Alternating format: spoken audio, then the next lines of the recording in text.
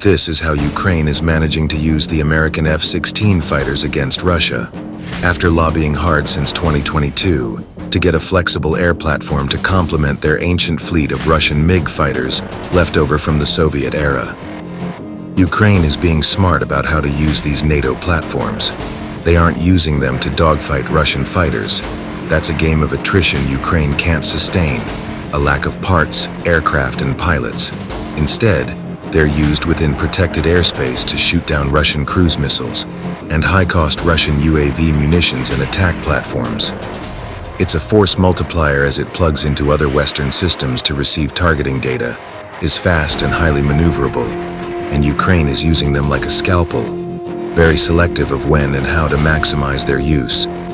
Hit hard, hit fast, and along with cluster munitions cause maximum damage against Russia's numerical advantage. This is how Ukraine is leveling up its defensive power.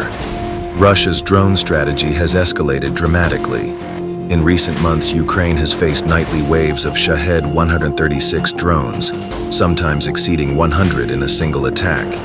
These loitering munitions are launched from occupied Crimea and southern Russia, often in coordinated patterns to overwhelm radar coverage. The Shahed-136 flies at roughly 185 kilometers an hour, with a range of up to 2,500 kilometers. Its warhead, typically 40 to 50 kilograms, is designed for infrastructure damage, targeting power stations, fuel depots, and radar sites. Ukraine's ground-based systems like NASAMS and IRIS-T are effective, but limited by coverage and reload time. F-16s fill the gap, flying combat air patrols at medium altitude. Ukrainian pilots use AIM-9X Sidewinders and AIM-120 AMRAAMs to intercept drones mid-flight. In several confirmed cases, pilots switch to the 20mm Vulcan cannon to conserve missiles, destroying drones with short bursts of gunfire.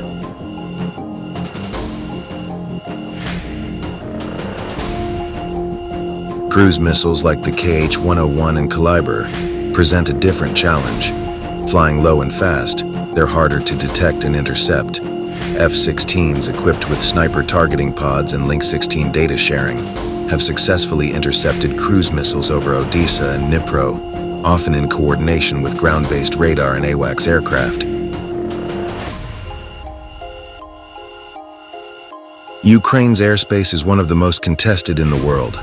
Russian S-400 systems can engage targets at over 300 kilometers, and Su-35 fighters patrol deep behind the front. To survive, Ukraine uses agile combat employment, ACE doctrine. F-16s are not based at large permanent airfields.